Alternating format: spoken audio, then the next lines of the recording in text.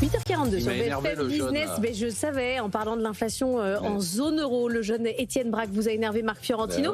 Parce que Christine Lagarde, c'est parce qu'il dit que Christine Lagarde voit l'inflation repasser au-dessus des 2%. Ouais, mais Christine Lagarde, moi je l'aime beaucoup, elle est très sympathique. Bon, elle est sur le départ d'abord.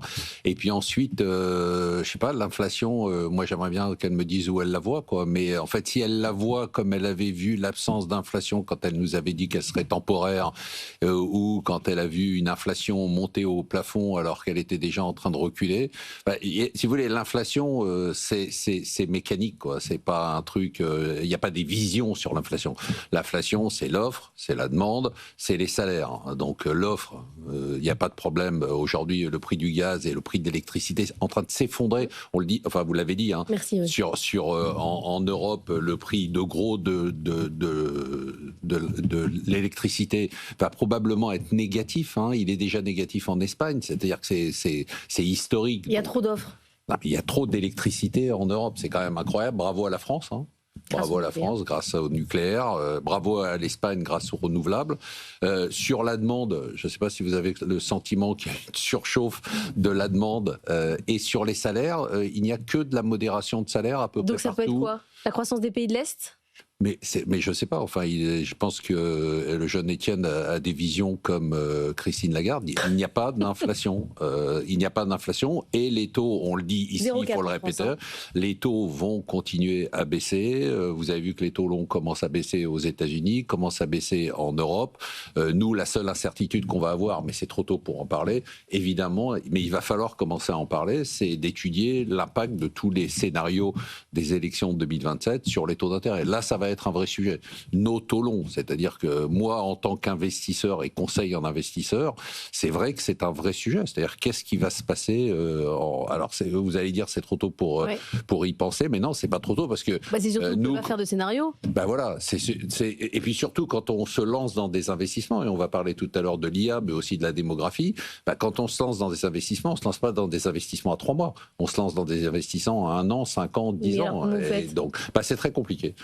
Aujourd'hui, il va falloir qu'on étudie tous les scénarios, c'est ce qu'on est en train de faire, tous les scénarios politiques, et les scénarios politiques, qu'est-ce qu'ils vont donner d'un point de vue économique, et puis se demander aussi si, vous savez, j'ai toujours dit ici que pour que ça aille mieux en France, il faut que ça aille très mal.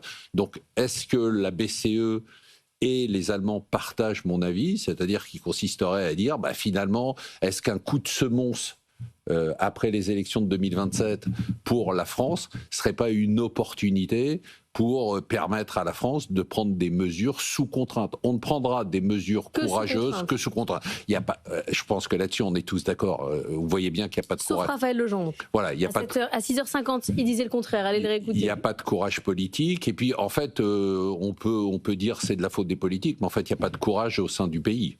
Alors, figurez-vous que les chiffres de l'inflation viennent d'être publiés. France bond de l'inflation à 1% en février, selon l'INSEE. Bon, oui. Un bon à 1%. Je mets les deux ensemble. Non mais un bon, vous appelez ça un bon à 1%, c'est quand même une blague, quoi. Non, parce qu'on était à 0,3 en janvier. Oui, d'accord, mais 0,3 c'était totalement aberrant. Rappelez-vous qu'on avait un impact qui était le prix de l'énergie. On est sur la France, on sera pas à 1% sur l'année. Donc ça veut dire que pour moi, des taux d'intérêt qui sont à 2% alors qu'on a un taux d'inflation qui est inférieur à 1%. Là, c'est 1% sur un mois, mais lycée, on sera plutôt autour de 0,8%. C'est aberrant. Je pense que le vrai sujet, enfin en tout cas moi le sujet qui m'occupe aujourd'hui, je ne sais pas si ça vous intéresse, mais sujet qui m'occupe, c'est effectivement de me projeter après les municipales, on va être obligé de se projeter en fonction des résultats du municipal sur les résultats de 2027, et ça a un impact majeur. Marc, vous ne pouvez pas savoir aujourd'hui, non mais on est obligé. Des urnes, regardez, vous nous avez dit que les taux augmenteraient après François Hollande, ça s'est pas passé. Non, absolument. Ça s'est pas passé, donc on n'en sait rien. Alors évidemment, c'est pas ce que je dis, c'est-à-dire que l'idée c'est d'étudier tous les scénarios et de se prémunir contre tous les scénarios. C'est-à-dire qu'évidemment moi comme les autres, on se trompe régulièrement, mais l'idée c'est simplement de se dire bon voilà quels sont les différents scénarios, et il faut quand même en matière d'investissement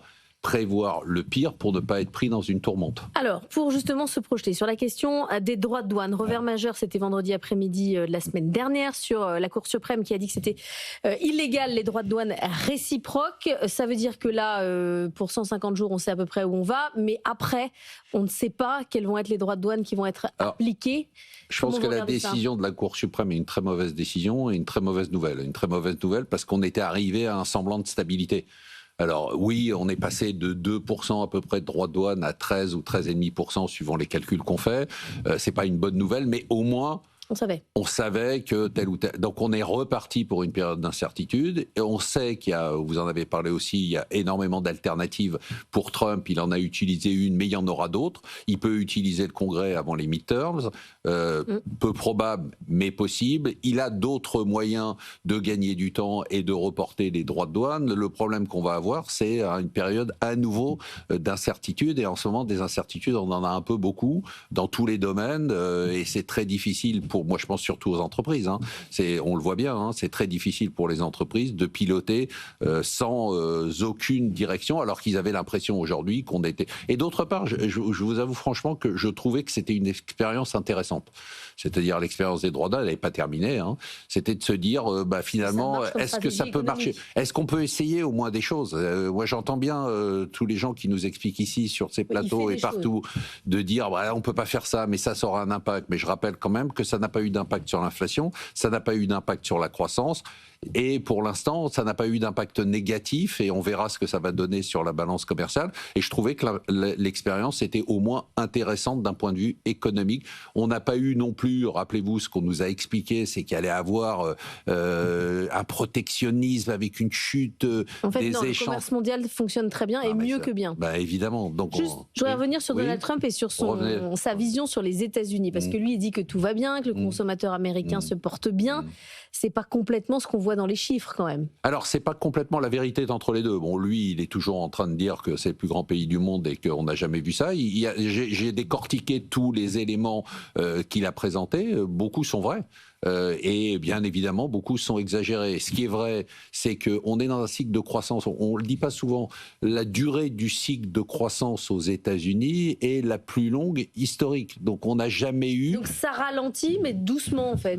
Ça ralentit. Pour l'instant, ça ralentit un tout petit peu. Ça va ralentir, mais un tout petit peu. Là, parlons des chiffres comparés à nos chiffres dans la zone euro et autres. Bon, c'est pas un ralentissement.